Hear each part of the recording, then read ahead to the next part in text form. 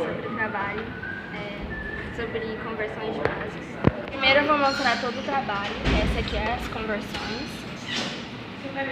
com as funções.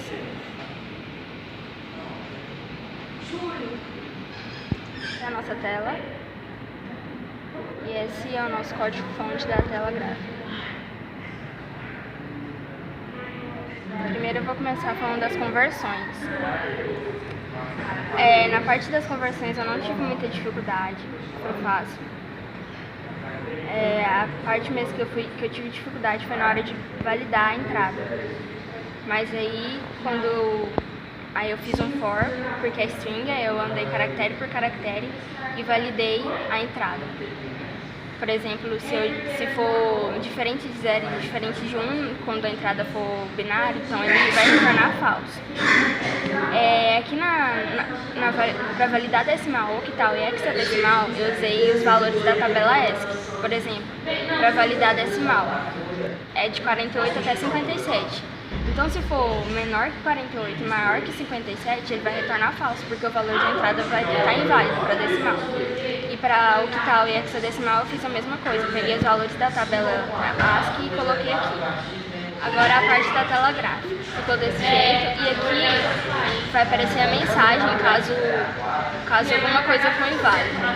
Por exemplo, se eu entrar com uma entrada de binário e entrar com uma saída de binário também, ele vai retornar falso. E aí vai aparecer a mensagem, a base de saída é inválida. E eu fiz pro resto também. Aqui nas conversões, por exemplo,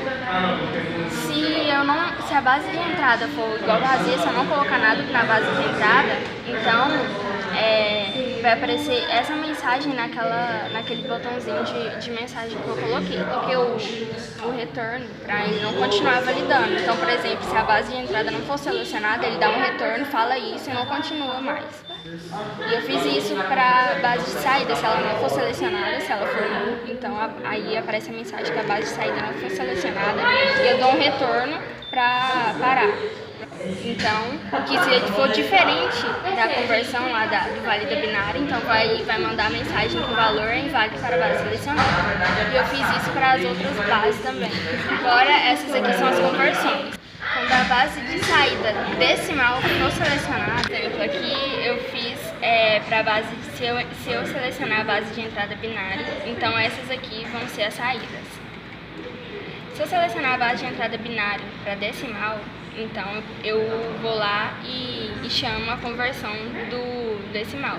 Agora, se eu selecionar a base de entrada binária e a base de saída octal, daí essa parte foi mais difícil porque eu achei que ia ter que criar outro algoritmo de binário para octal, mas não, eu converti de binário para decimal e depois de decimal para octal, aí ficou mais fácil.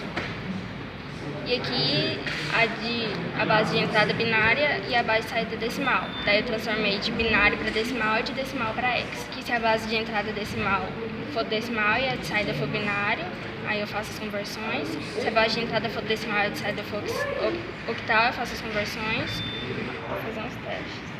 Isso decimal, vou colocar 96 para binário. Aliás, 96 não, porque 9 não vai. 65. Deu isso aqui.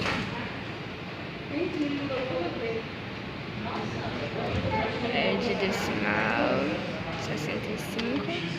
Binário, mesmo valor.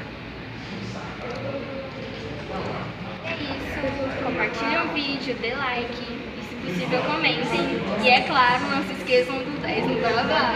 Se inscrevam no canal. E clica no sininho para receber notificação.